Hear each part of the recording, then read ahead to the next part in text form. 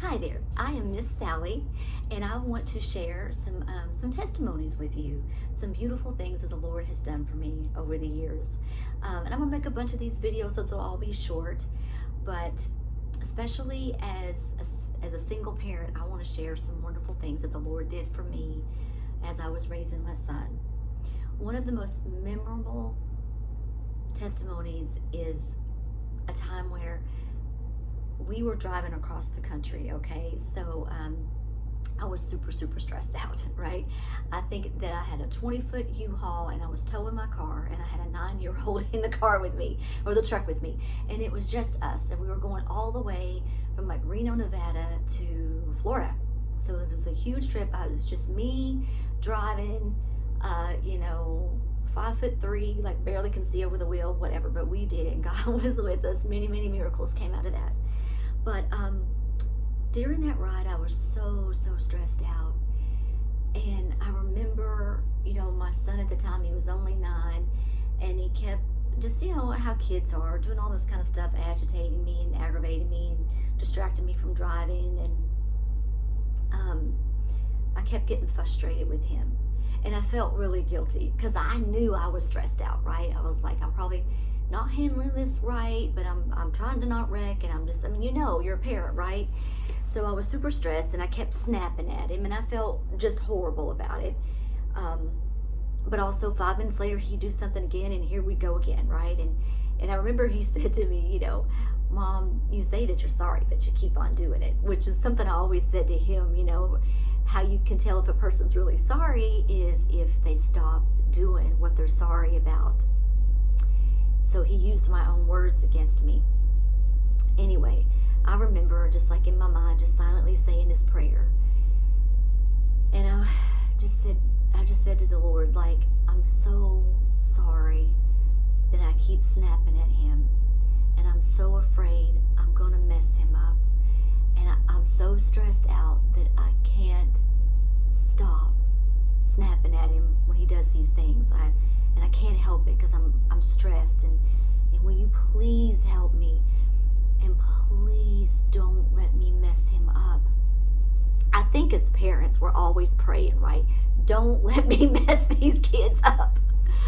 I only had one, but so whatever. Anyway, we stopped to get something to eat at Subway. And I found a place, like I think I even had to park across the street or whatever, to pull this rig into. And we go in.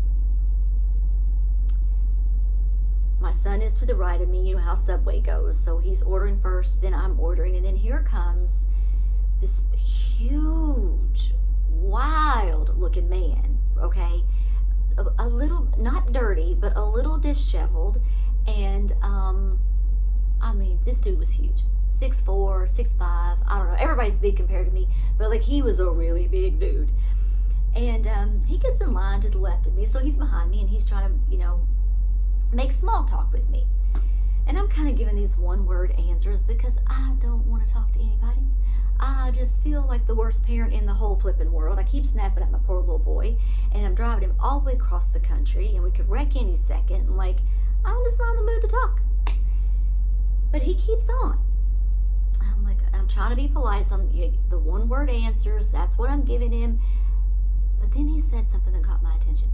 He said, I'm an author.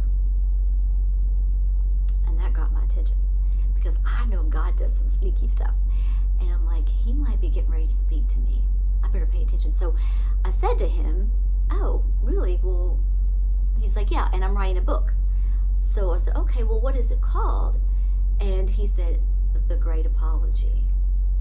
And I thought, oh, yeah, God's talking. So I said to him, I said, oh, wow, I would love to read that book. I said, I think I really need that book.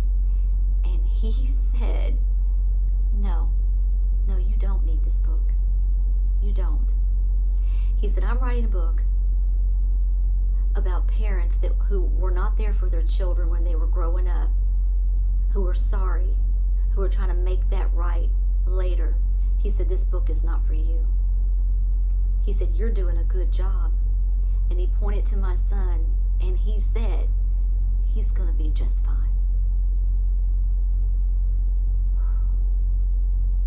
Entertaining angels unaware, okay?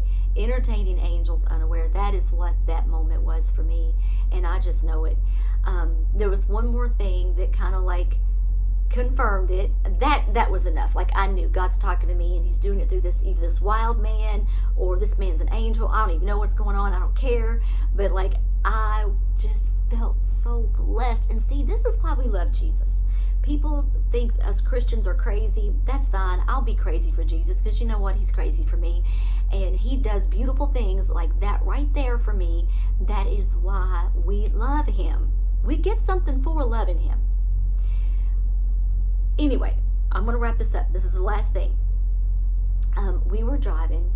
The route that I wanted to take, because I think it was in the wintertime, the route I wanted to take, I was like,